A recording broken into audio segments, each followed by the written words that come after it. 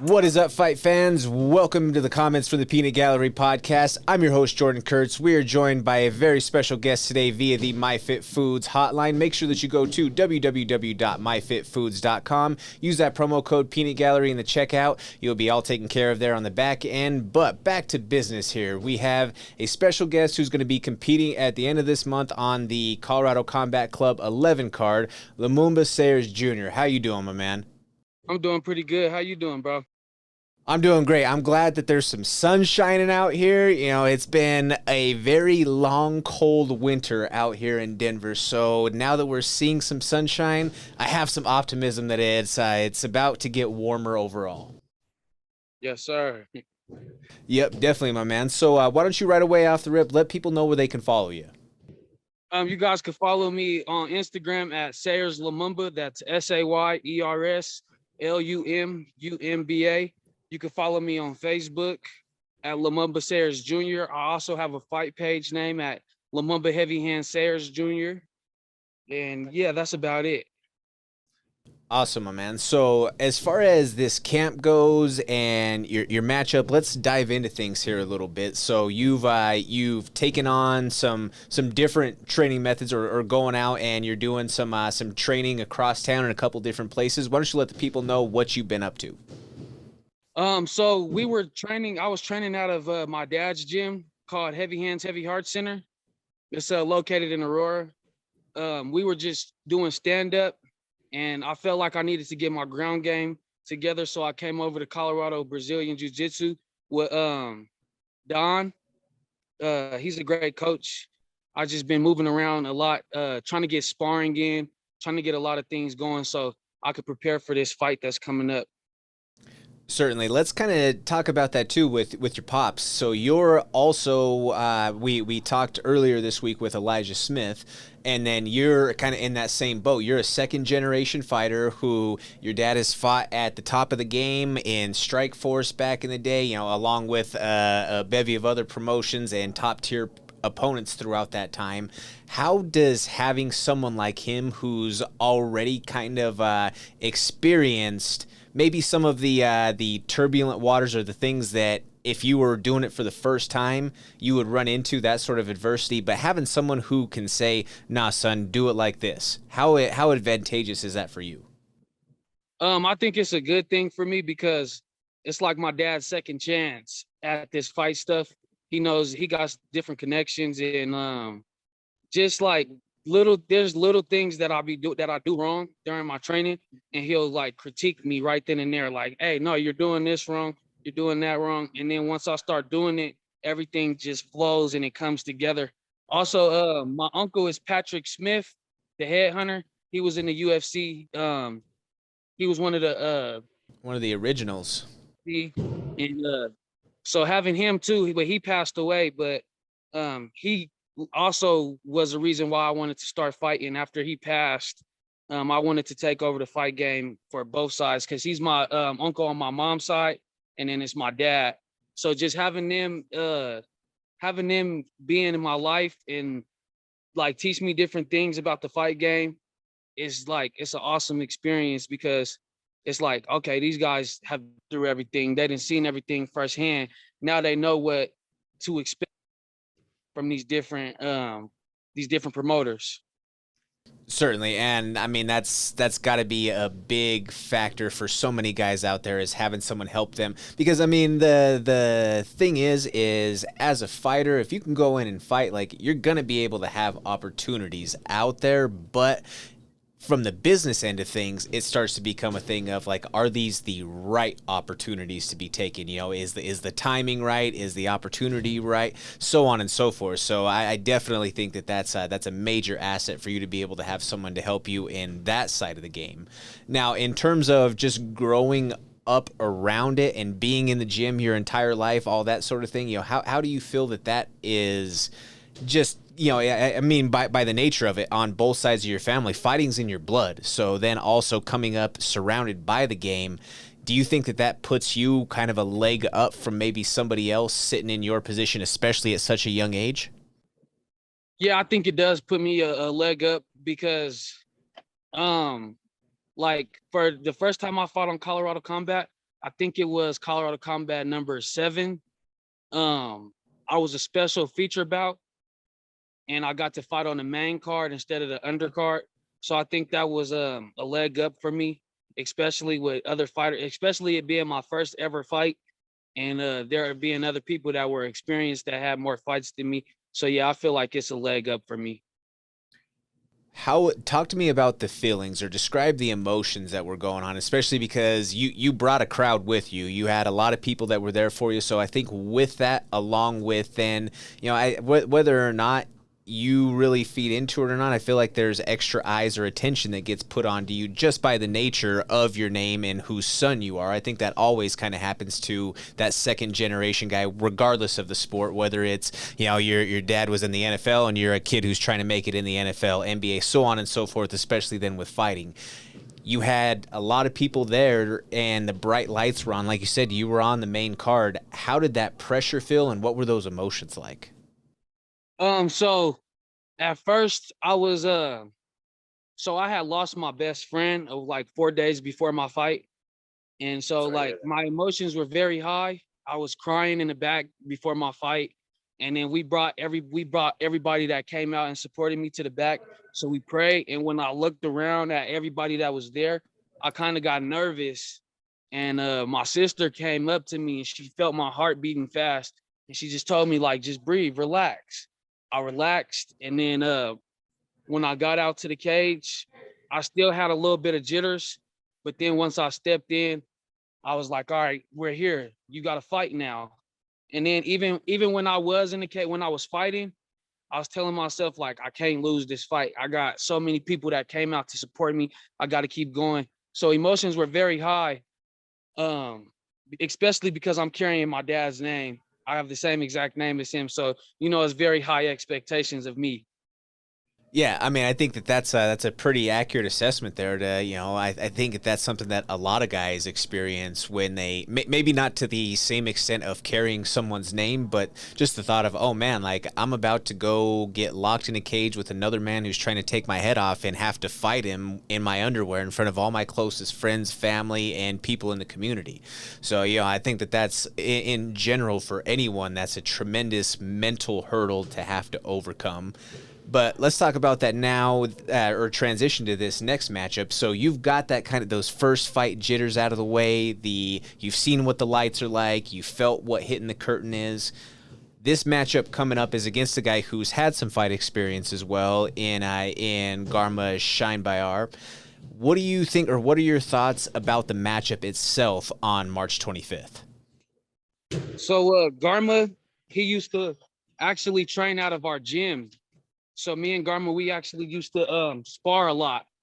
Okay. So leading up to this fight, it was a lot of talk going on. I heard some conversations that he was saying some things and stuff. So like leading up to this fight, I was preparing myself really good because I was preparing for Jamil Coleman, but he got shipped off to Europe. He got deployed to Europe. So when I was getting ready to fight Jamil, I kind of had a little bit of jitters in me, a little bit. And then when I found out I was fighting Garma, I was like, oh, okay. It still like pushed me to go harder, especially the things that I heard were being said about me. And I just feel like when this fight comes, he's gonna be in for a rude awakening. I'm gonna try to punish this kid like a lot. Do you think that that's an important lesson for you to kind of face this dynamic, especially early on in your career, and one in part to learn how to manage, this the banter, the chatter in general that's always going to happen no matter the level that you're on, but then also to manage the emotion and the energy and the output once you're actually in the cage, and to not say, just to turn it all, into a full-fledged, like brawl, street fight, whatever, to where you potentially have an adrenaline dump. How important is it for you to learn or to figure out this lesson right away, that okay, it's okay to have this grudge match and to have these emotions and these feelings and this personal vendetta, but I can't allow that to cloud my strategy or my X's and O's when it comes to actually tactically executing the game plan? So a lot of people like even like Jorge Masvidal in the I forget his name, but even with that fight, like I feel like they had a lot of animosity, but they didn't let that get into the fight. So like I feel like leading up to the fight, I'm gonna just stick to my game plan. I'm gonna take my time with him because I instead of me, because like in my first fight against Sam Bees, when I got on top of him, I just started trying to drill him and trying to get him out of there. And I had to go to the next round, and I was very tired in that next round coming out, but I still ended up finishing the fight off and getting the win. So I feel like it's like a grudge match, but I know how to keep my composure, and I know how to just take my time and do things the right way instead of trying to go in and trying to knock his head off all the way and just, actually punish him and make him go through the things that I want him to go through, like beat him down how I want to beat him down. Well said. I mean, I can't really put it any better than that right there. Now, in terms of your actual, like your presence, the way that you carry yourself, I mean, you could tell that you have a lot of confidence, and you're a musician too as well, right? Yes, sir. So being that you have I guess a knack for the performing arts, or I mean being a musician, you have a lot of those same sort of eyes and that same sort of potential for judgment and critique, a critique platform as you do when you're fighting. It's just you're not taking that physical damage, right? The eyes are on you, the attention is on you. How do you feel like having some experience, I guess, in that way of putting yourself out there has helped you to kind of calm those nerves and the emotions and the anxiety of going out there and having to then perform physically? So like with my music, when I had my first show, I was very nervous. It wasn't even a big crowd, but I was very nervous. And then I did like 2 or 3 more shows, and I was like I noticed that everybody was messing with my actually liked my music, so it made me confident. And I know everybody wants to see me fight, so that also makes me confident in my fighting because it's like, okay, everybody's here to see me fight. Let me go out here and perform how I need to perform. Like that's how I started thinking with my music. Like so with the music and the fighting, how it intertwines is I just I've been in front of big crowds before in this, but then it led up at I'm a hell of a performer, and I just like being in the spotlight, I should say. If you have a love for it, I think that that's only going to help you going forward because you've got a bright future, and I think that those lights are just going to keep on getting brighter as your career goes and grows on. Now, I got to ask you this on a lighter note: is there anything that it's you're winding down these last couple of weeks of camp? Is there something that may be hard for you to give up? Like is it sweets? Is it maybe going out? Like is there something that is a tough thing for you to give up while you're in camp and cutting weight? So I've been cutting weight since January. So like I'm like 2 to 3 pounds off of my weight right now, and I still got 2 weeks to weigh in. So one thing that I would say is hard for me to give up is going out because like I'm like the life of the party. Everybody loves to see me out. Every time I go out, I don't even have to approach anyone. Everybody comes and approaches me like I'm a celebrity or something. So, but I just told myself like 2 days ago, I'm not gonna go out for these next 2 weeks because it's crunch time, it's tunnel vision. I gotta have tunnel vision. I can't be out and about because so anything can happen. Yep. Anything can happen. So that's one thing that I would say is something that I was not able to give up, but now I'm just like, all right, it's fight time. It's time for me to focus and get right. Makes sense. I mean, you got to lock it in. There's going to be someone coming in trying to come and put some hands on you, my man. You got to make sure that that is all dialed in and that there's no distractions with that, right? Sir. Now, in terms of anything closing out here, are there any teammates, coaches, sponsors, management, anybody that you want to throw a shout out to? I want to give a shout out to my dad, Lumumba Sayers Jr., um, Coach Aaron Williams, Coach Don from Colorado Brazilian Jiu Jitsu, Dale, Keegan Sampson, James Huff, and my sponsors. I want to give a shout out to my sponsors: Alex Auto Repair, Gojo Auto. It's a car dealership. Shalonda Empowerment, Sayers Citywide Movers, and Positive Pack Creations. Those are all my sponsors. I would like to give a shout out to. Y'all go check everybody out that I just said. And yeah. Awesome, my man. And will you let everybody know the details on your fight? Where can they pick up tickets, all that sort of stuff? You guys can come and buy tickets from my gym at 2360 Dayton Street, or you could DM me on Instagram, and we're also pulling up on everybody selling tickets to them. So if you need tickets, they are $40 a ticket. The fight will be at the Stampede, March 25th on Iliff in Havana, and yeah. I'm excited to call the fights, man. It's going to be a great night. This is going to be the first one that we've had back in Denver in a couple years for Colorado Combat Club. So I'm so excited to be able to see the entire show, but especially looking forward to seeing you get back in there to do your thing. Why don't you let everybody know where they can follow you? You guys can follow me on Instagram at Sayers Lumumba. Again, that's SayerSLumumba. And on Facebook at Lumumba Sayers Jr. You can also go like my fight page, Lumumba Heavy Hand Sayers Jr. And yeah, that's it. Awesome. Thank you so much for taking the time, man. I really appreciate you joining us here along.